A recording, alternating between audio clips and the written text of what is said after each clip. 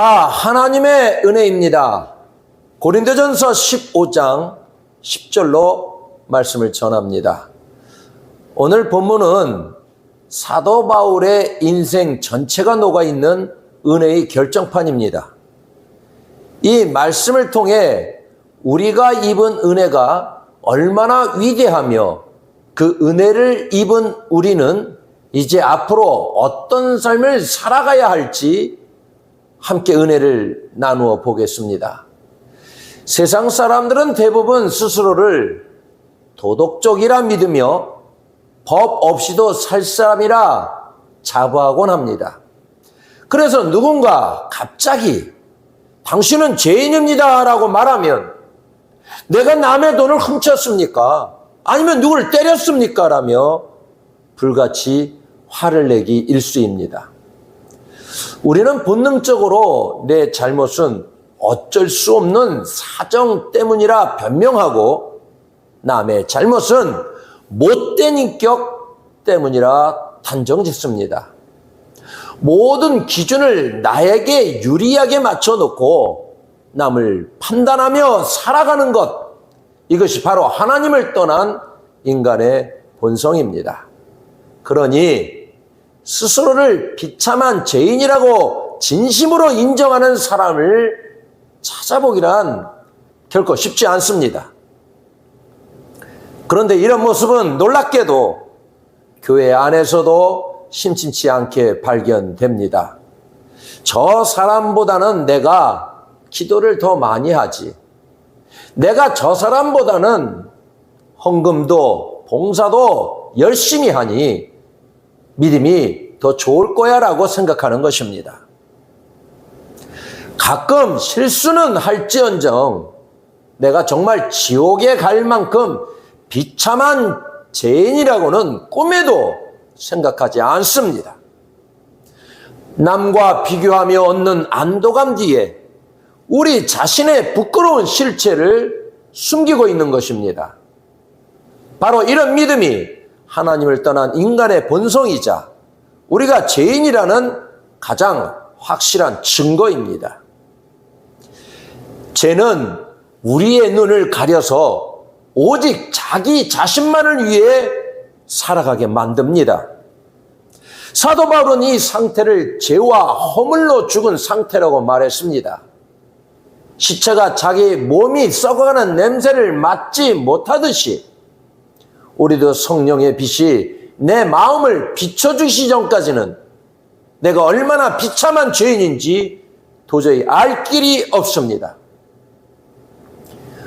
우리가 나는 죄인입니다 라고 고백할 수 있는 것은 오직 성령께서 우리 마음에 오셔서 눈을 열어주실 때만 가능한 것입니다.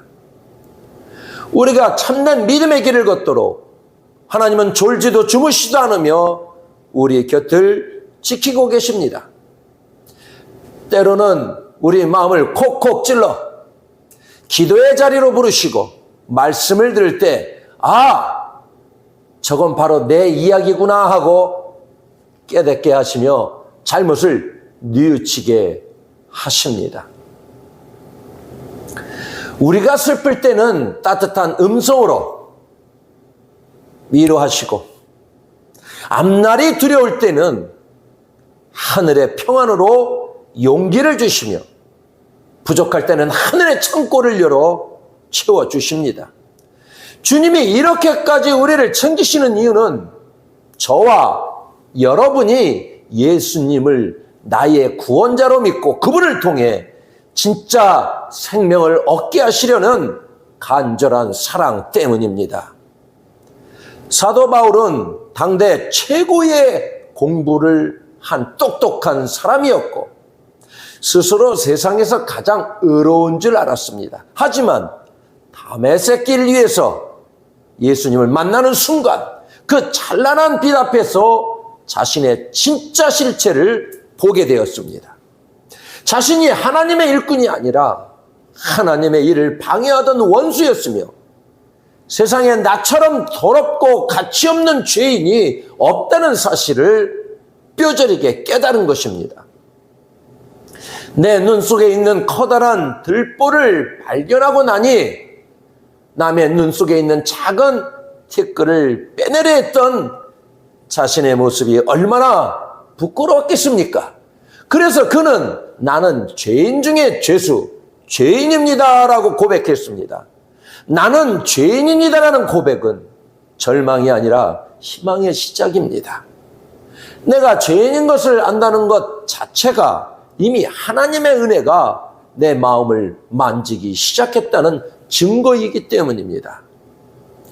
우리 인간의 힘으로는 결코 하나님을 알 수도 내가 죄인임을 인정할 수도 없습니다.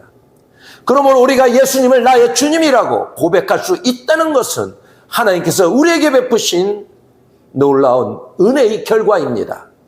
이 고백이 여러분 마음 깊은 곳에서 터져 나오기를 바랍니다. 하나님, 죄인인 저를 깨닫게 하시니 감사합니다. 지금의 내가 있는 것, 내가 믿음을 갖게 된 것, 이 모든 것은 다 하나님의 은혜입니다. 이 고백이 시작될 때 우리의 삶의 모든 원망은 사라지고 진짜 감사가 시작될 것입니다. 바울은 본문에서 나의 나된 것은 하나님의 은혜라고 고백한 직후에 아주 중요한 말을 덧붙입니다. 내게 주신 그의 은혜가 헛되지 아니하여 내가 모든 사도보다 더 많이 수고하였으나 라는 대목입니다. 여기서 우리는 은혜에 대한 중대한 오해를 바로잡아야 합니다. 어떤 이들은 모든 게 은혜니 내가 할 일은 없네라며 뒷짐을 지고 영적인 게으름에 빠지곤 합니다. 하지만 진짜 은혜를 경험한 사람은 은혜를 깊이 깨달을수록 감사가 넘치고 그 감사는 자연스럽게 더 기쁜 수고로 이어지기 때문입니다.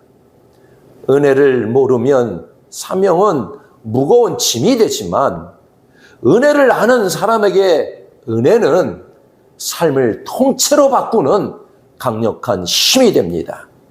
이 은혜가 우리 영혼에 흘러 들어오면 악을 선으로 이길 힘이 생겨나는 것입니다. 내가 얼마나 큰 죄인지를 깨닫는 만큼 주님을 향한 사랑도 뜨거워지고 그만큼 더 열심을 내게 되는 것입니다. 하나님께서 우리에게 은혜를 넘치게 부어주시는 목적은 분명합니다. 나 혼자 만족하는 데서 그치지 않고 우리 삶이 넉넉해져서 세상의 모든 착한 일을 넘치게 감당하게 하려는 것입니다. 은혜가 날마다 내 삶에 쌓이는 비결은 바로 은혜를 사용하는 데 있습니다. 은혜는 한 곳에 머물러 있는 고인물이 아닙니다. 은혜는 마치 흐르는 강물과 같아서 아래로 흘려보낼 때 위에서 더 맑고 풍성한 물이 계속해서 내려옵니다. 내가 누군가를 위해 간절히 기도하면 그 기도를 통해 그 사람에게 은혜가 임합니다.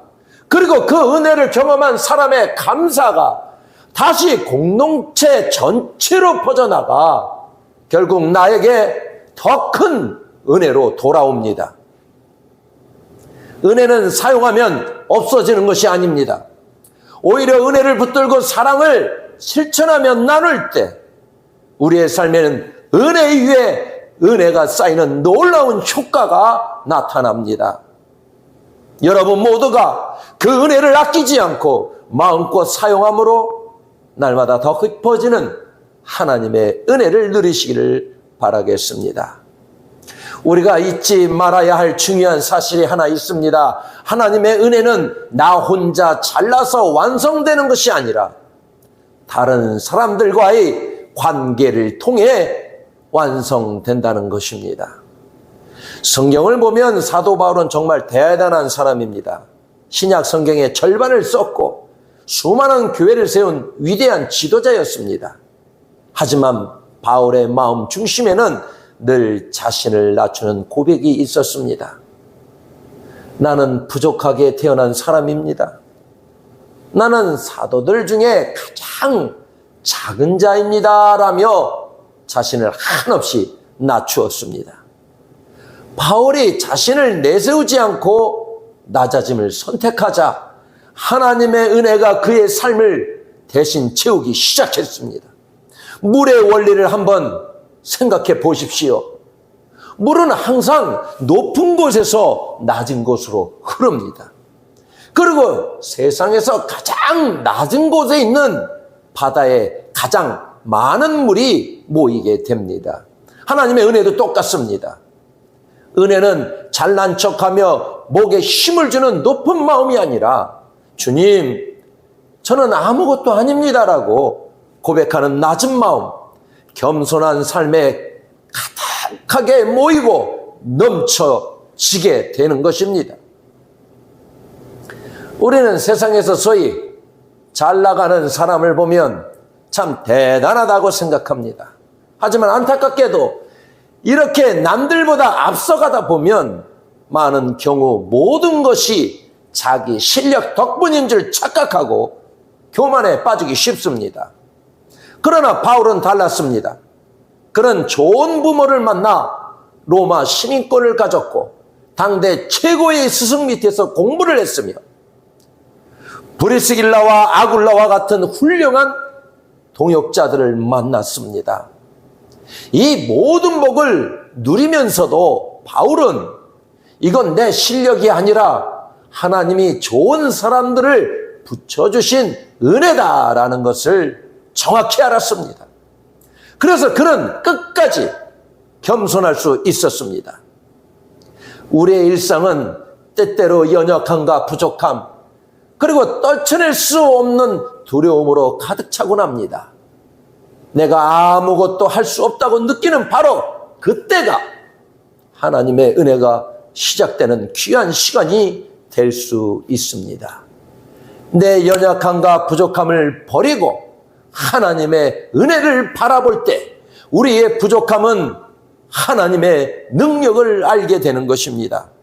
마치 딱딱한 알 속에 갇힌 새끼 새가 밖으로 나오려면 알 껍데기가 깨져야 하듯이 우리 인생도 때로는 부서지고 깨지고 무너지는 과정을 겪어야 합니다. 그래야 그 깨진 틈 사이로 하나님의 은혜가 흘러 들어올 수 있기 때문입니다. 내가 여전히 단단하고 강하다고 믿는 사람에게는 은혜가 들어갈 틈이 없습니다. 지금 내 삶이 메마르고 답답하며 무기력하고 우울하게 느껴진다면 그것은 내 환경이 나빠서가 아니라 지금 내 눈이 하나님의 은혜를 보지 못하고 있다는 신호입니다. 은혜를 깨닫지 못하는 사람은 내 인생은 왜 이 모양일까라며 원망과 불평만 늘어놓지만 은혜의 사람은 내 원망이 얼마나 철부지 같은 투정이었나라고 깨닫게 됩니다. 하나님의 은혜는 우리의 모든 우울함을 씻어내고 다시 일어날 수 있는 새 힘을 주며 세상에 알 수 없는 깊은 기쁨을 가져다 줍니다. 요즘은 혼자 사는 시대라고들 하지만 사람은 결코 혼자서 행복할 수 없습니다. 다른 사람을 돕는 것이 결국 나를 돕는 것입니다. 이제 은혜 시리즈를 마무리하려 합니다. 사도 바울은 자기 인생의 마지막 마침표를 찍으며 이렇게 고백했습니다. 내가 다른 누구보다 더 많이 수고하고 애썼지만 사실 그건 내가 한 게 아닙니다. 오직 나와 함께 하신 하나님의 은혜였습니다. 이 고백이 왜 그렇게 중요할까요? 우리가 삶의 모든 결과를 내 능력이 아니라 하나님의 영광으로 돌려드릴 때 하나님은 우리에게 더 큰 은혜를 부어주시기 때문입니다. 우리가 입술을 열어 다 하나님의 은혜입니다라고 고백하면 할수록 하나님은 우리에게 더 많은 감사의 고백을 할 수 있도록 은혜를 더해 주십니다. 이것이 바로 은혜의 신비한 원리입니다. 내가 받은 은혜가 얼마나 큰지 깨달은 사람은 누가 시키지 않아도 복음의 일에 열심을 내게 됩니다. 내가 하나님 앞에 얼마나 큰 죄인이었는지를 깊이 아는 만큼 나를 살려주신 주님을 더 뜨겁게 사랑하고 섬기게 되는 것입니다. 진짜 은혜를 아는 사람은 그래서 겸손합니다. 내 인생에 원망이나 불평이 들어올 자리가 없습니다. 모든 일에 다 하나님의 은혜입니다라고 반응하게 됩니다. 은혜는 우리를 주저앉게 두지 않습니다. 오히려 다시 시작할 용기를 주고 하나님의 일을 기쁘게 감당하도록 돕는 뜨거운 사랑의 힘입니다. 주님은 지금 이 순간에도 우리를 향해 살아있는 말씀을 들려주십니다.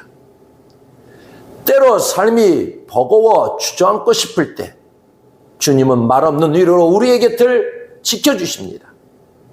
보이지 않는 손으로 우리의 떨리는 마음을 다독이며 다시 일어설 담대함을 불어넣어 주십니다.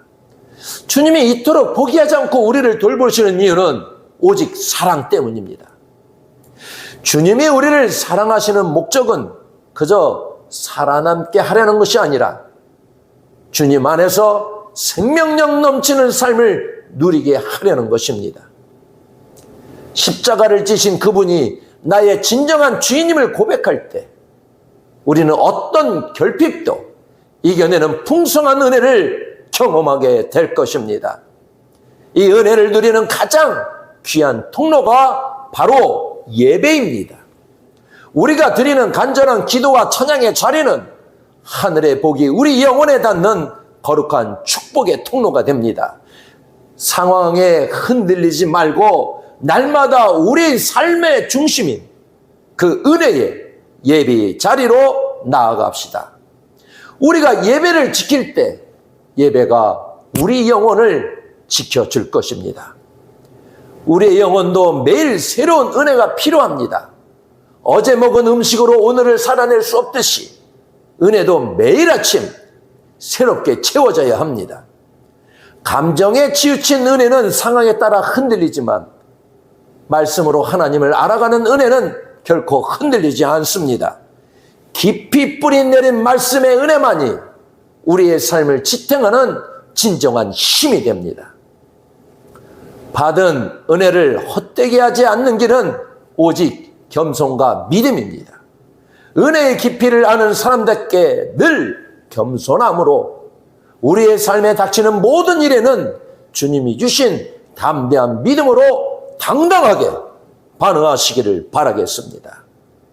내 인생의 마지막 순간에 그리고 모든 일의 마지막에 내가 한 것이 아니라 다 하나님의 은혜입니다라는 이 위대한 고백을 하나님께 올려드리시기를 소망합니다. 그러면 하나님은 여러분의 내일을 위해 더 놀라운 은혜를 준비해 두실 것입니다. 오늘 받은 은혜가 내일의 감사가 되고 그 감사가 삶을 이기는 능력이 되어 하나님의 기쁨이 되는 복된 성도님들이 되시기를 주님의 이름으로 간절히 축복합니다. 기도하겠습니다.